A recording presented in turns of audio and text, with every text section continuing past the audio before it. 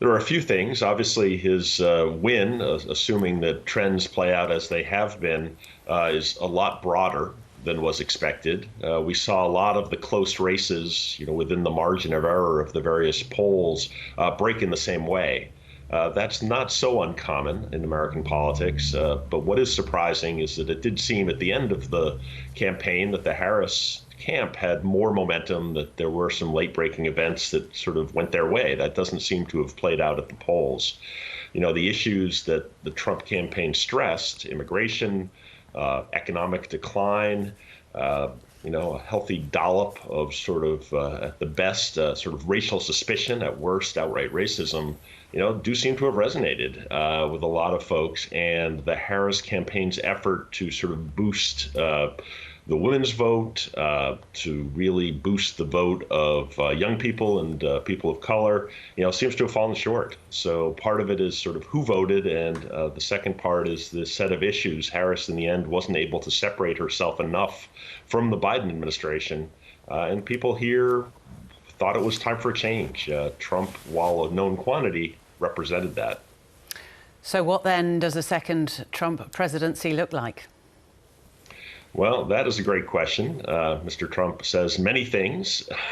It's hard to know sometimes what he means. There was an old phrase about taking him seriously, but not literally. On the other hand, he stressed very hard his desire for mass deportations in the United States.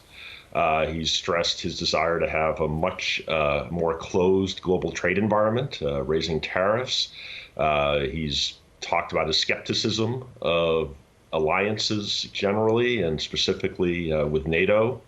And so I think we're going to see quite a lot of disruption to the status quo moving forward. A lot will depend on his team. A lot will depend on how Congress looks. We don't yet know what the House especially will look like, but it does appear that the Senate will be Republican.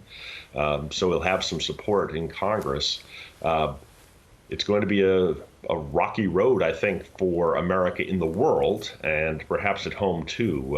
His promises to bring down prices don't mesh very well with his promise to get rid of lots of American workers and to raise tariffs. So again, I think it's going to be an interesting set of policies moving forward, and maybe not exactly what his voters banked on.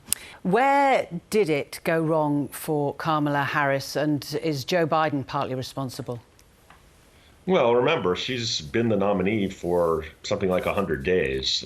She sort of parachuted in to save the Democratic Party and wasn't quite able to do it.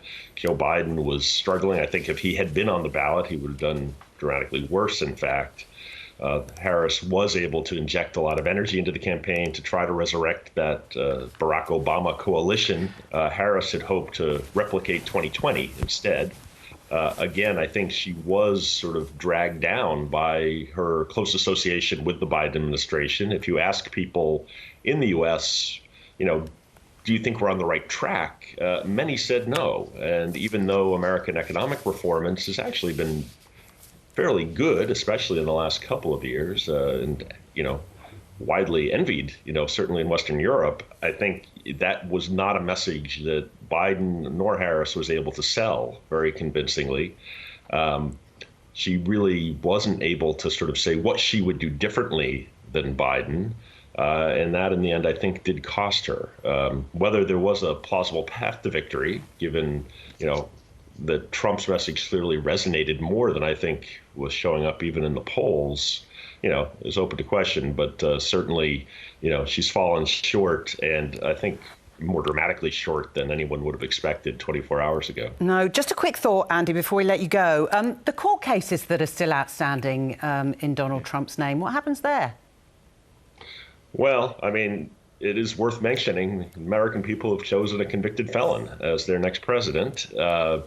There are federal court cases still pending. Mr. Trump, when he becomes again President Trump, will be able to direct the Justice Department to dismiss those cases.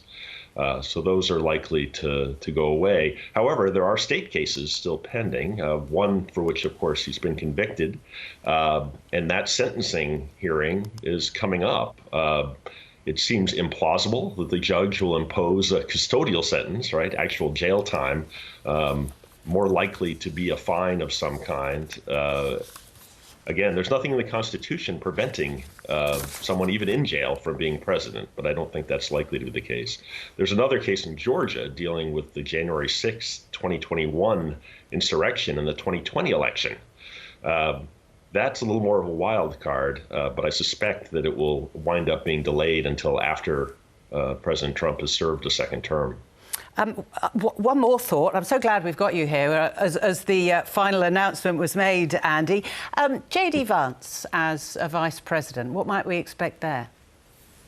It's a great question. I mean, he had been seen actually as a little bit of a drag on the ticket, clearly a doubling down on sort of the MAGA philosophy rather than an attempt to reach out to a broader coalition. That broader coalition seems to have come along anyway, at least in part. So Vance is, I think, going to have a lot of freedom of action. He's quite young. He's under 40. Has very little governing experience, only a couple of years in the Senate.